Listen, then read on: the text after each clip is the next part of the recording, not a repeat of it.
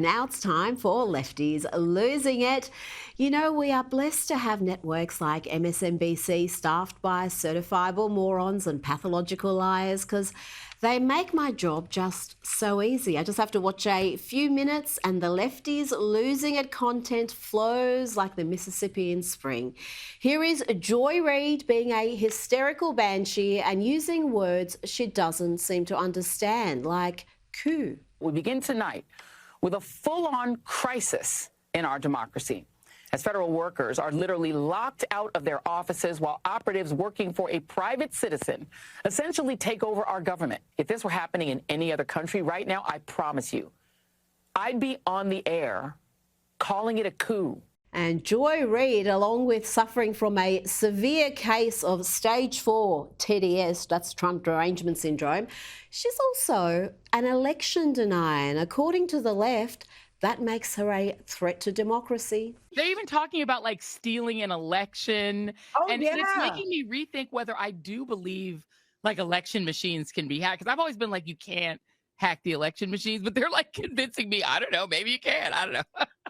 I mean, to me, in this world, anything is possible. Anything is possible. I'm still, I mean, there are all these conspiracy theories out there about Trump and whether or not they cheated. I know you say that they didn't, but I know you kind of have Wait to a minute, I didn't say they didn't. I don't know about you, but I'm shaking with fear with this dangerous democracy denial. Elon Musk, you know, somehow using his tech connections, because I don't want to say genius because we know he's not. Yeah, he ain't a genius. But those relationships or whatever, because they just seem too confident. It just doesn't add up to me with all the support that she had. And I know that for you, and because of what happened with Fox and because what you do professionally with the network, you can't say it was the machines or something like that. But if you think it was the machines, but you can't say, just don't say anything. See, this is what I'm saying. I'm not saying anything. All I'm saying is no, I know. There are many ways to cheat in an election. And I don't ever put it past Republicans to cheat in elections because they've been busted too many times. Let's hear now from a couple of women who are likely to be MSNBC viewers. Why do I say that? Because they are uninformed, unhappy, and a little unhinged. I took my kids to school today and just dropped them off, and I just feel so sad, right? Like, we all knew this was coming, and then I think that yesterday was far worse than any of us could have anticipated. And I took the day off to just kind of protect my peace, and I plugged back in this morning, and it's just so bad. And here is a lady who is very forthright in her opinions, except when faced with a fairly obvious but inconvenient question. Stop abuse of power. Yes. In what regard? Well, with everything that's happening in our politics, I think it's pretty straightforward. Like with Trump? Yes. It seems that money goes a long way right now with our politicians, and that needs to stop. So would you say it was an abuse of power how they just like removed Joe Biden out the Democratic primary and installed Kamala Harris? You know, I don't know that I can comment on it. Now let's go to CNN, where even their overwhelmingly left-leaning panel and hosts are left laughing at just how crazy the Democrats sound this week. To our Republican colleagues, if you do not see the light, we will bring the fire.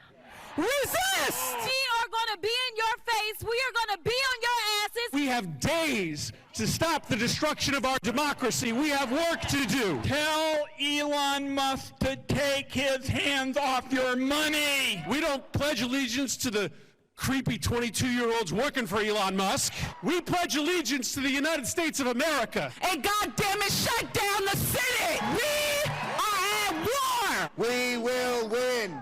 We will win! We will win!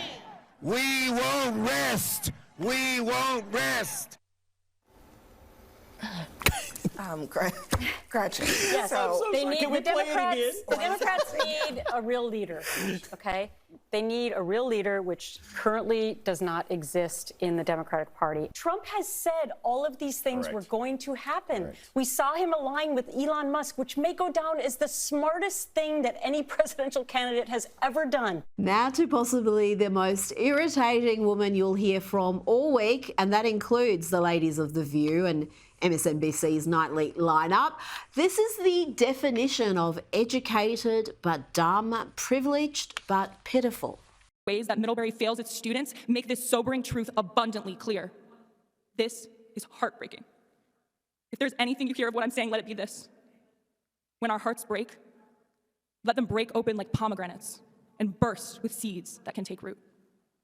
We are literally graduating the same month a fascist has taken office.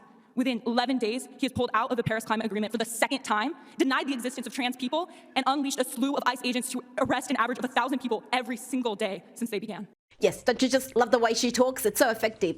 That poor simpleton is wearing both a keffiyeh and a rainbow scarf. May I suggest not trying that sort of thing in Gaza, lest you be thrown off whatever tall structure remains.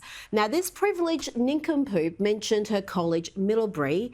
This is a college that charges tuition of more than $67,000 per annum US, and the housing and meal plan costs another $19,000 plus. So almost $90,000 US per annum to produce hysterical idiots like this. Such as the airstrike on the Al-Shifa ambulance and the flour massacre, where Gazans ran to aid trucks so they could make bread, and Israeli soldiers gunned them down. And most importantly, smiling from ear to ear with a bunch of kids at the beauty of the sun setting over the horizon of their displacement camp. I have immense resources at this school, and I use them.